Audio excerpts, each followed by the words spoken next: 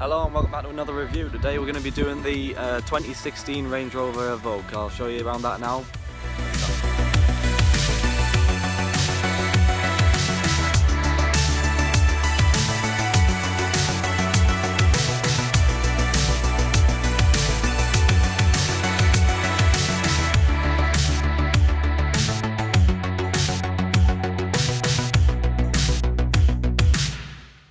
Right, I'll quickly take you around the outside of the Evoque now. This is a 2016 model. There has just been a new model released this 2019.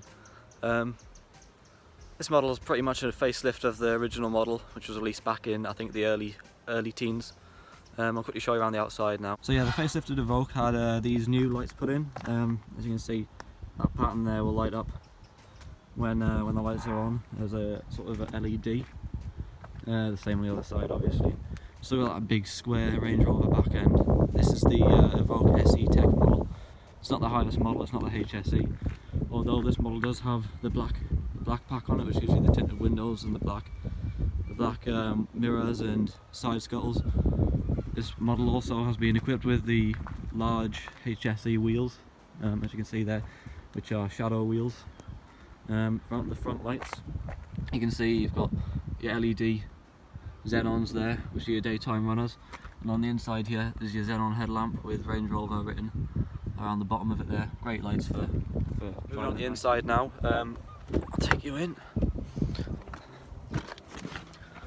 The doors on this car open a reasonable distance, quite wide actually, and you can open them quite wide because they are quite small, which means you don't risk denting other cars when you're opening them, which is pretty handy in a car this size. It's sort of a mid-range SUV. Now you can see they're quite square, big framed windows as well, and we'll close that door.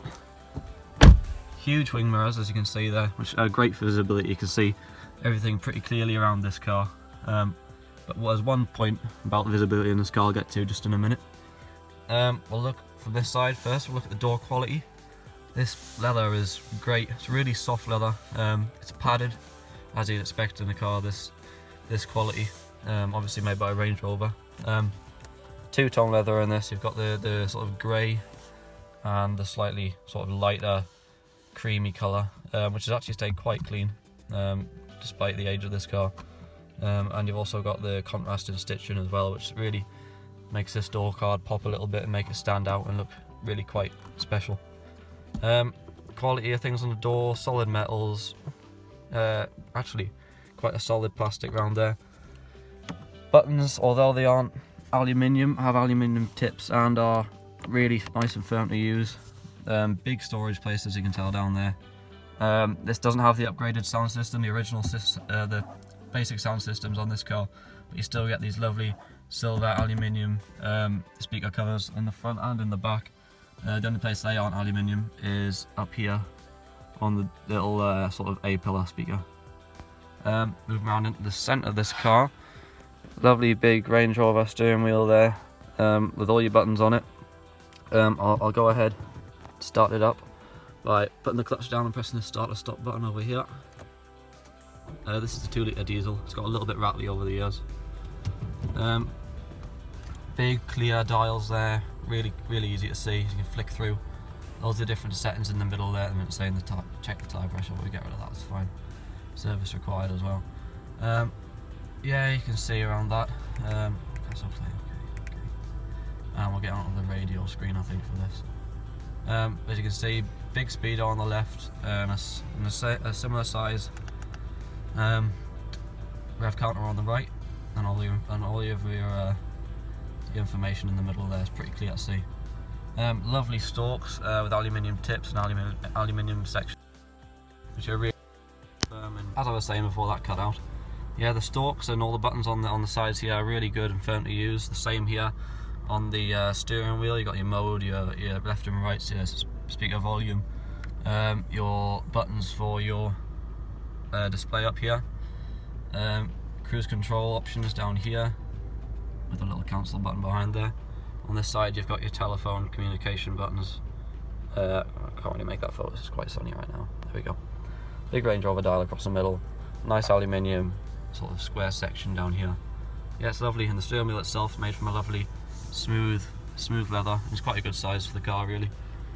You can see now, moving it in the centre, you've got a lovely soft touch dash, just like on the side of the door cars here, and all the way along. Everything in this car is really lovely and soft to touch, all a leatherette sort of material with the contrasting stitching. Up until you get down here, it's a little scratchy.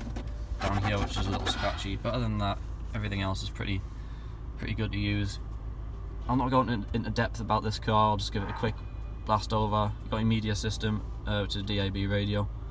It is touchscreen, so if you go through, you've got your iPhone connected there. Go back, tells you where you are. Good sat nav on this car, actually works very well.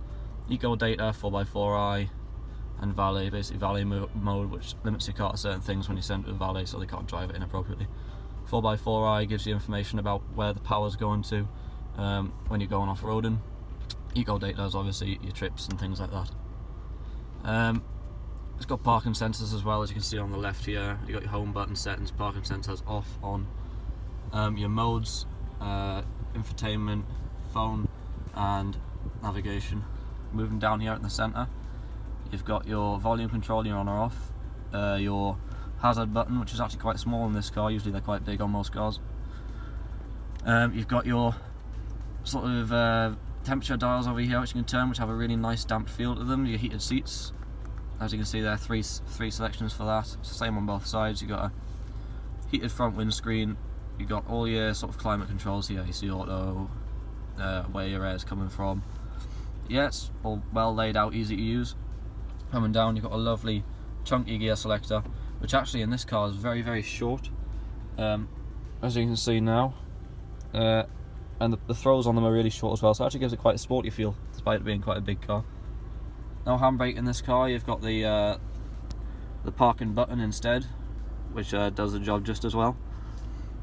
Moving down a little further, you've got your settings, your modes, so you've got your normal mode, your ice and snow mode for better traction and control then, your mud and forest mode, and your sand and desert mode, which we definitely won't be using in this country anytime soon. Big storage section here, as you can see, being used, which can be slid over by that lovely cover there. Nice soft, again, leather armrest with the matching colours. You've got another massive section in there to hide everything in, with USB ports and an aux port and a 12-volt socket. In the centre you've got this lovely aluminium dash, solid metal. There's some nicely laid out, simple air vents there. Everything's the same on the other side. Lovely seats these, lovely colour, really comfortable to sit in. It is an extremely comfortable and quiet car, this. Lovely damped storage there. We'll close that back up. Getting up to the top, big sun visors with illuminated mirrors, as you can see there. We'll close that up. SOS button on the top there in case you ever need it, which hopefully you never will. Breakdown button, sunglasses holder up top there, and that bit I was going to tell you about, bad practicality, is, as you can see, I think just about there, that rear window is extremely thin, so that's not great visibility out of there. That is the only real downside of visibility out of this car, then that's pretty good. In the back of the rather messy car at the minute, you do get a good bit of leg room there. Again, big seats, very comfortable in the back as well. They're not like a church pew. You get a middle seat in there with through loading, if I can get that down, and you also have a couple of cup holders and a tiny little storage section there in the middle. Throw that back up. Ugh. Sorry about the mess in this car, it is a family car, used daily. As you can see, those big aluminium speakers in the back as well, and the lovely door cards follow throughout, which make this car feel even more premium in the back as well. You get some lovely hard seat covers on the back as well, which stop things from ruining your nice leather, and some very small storage sections. Quite good foot room and leg room, so it's not too bad considering it's not a very big car overall. Quick thing to add about this car's driving. I'll not show you any driving today or anything, but it does drive very well. It's quite smooth and quiet. It goes over bumps really well. It's very capable off-road, especially in the winter. You feel much safer than you do in many other cars. Yeah, so driving wise is pretty good. On these wheels it can be a little loud on motorways and things, because they are quite big, get quite a bit of tyre, or sometimes bumps can be a little hard to handle. But on, you know, smaller wheels with bigger tyres, that's not a problem. It's much quieter. It's almost completely quiet, and yeah, it's really smooth over bumps. So yeah, it's great to drive. So yeah, guys, thanks for watching. That was a quick splash and dash sort of tour of the Range Rover Evoque. Yeah, I can do some more in-depth videos at a later time. Just gives you a quick look around the interior, the exterior. Wanted to keep this one shorter, just to not waste your time with things that you don't need to know. But I hope you enjoyed it anyway. If you did enjoy and you found it quite useful and entertaining, please let me know. So yeah, as I was saying, sorry about that camera cutout. Thanks for watching. If you enjoyed it, if you liked it, please leave a like on the video, or a comment saying how I can improve or how I can do better. All of that's really appreciated. I am a small YouTuber at the minute, and you know, I love cars, so I'd love to get into this kind of thing. So any way you can help out, that would be great. Thanks a lot, guys. See you later. Bye bye.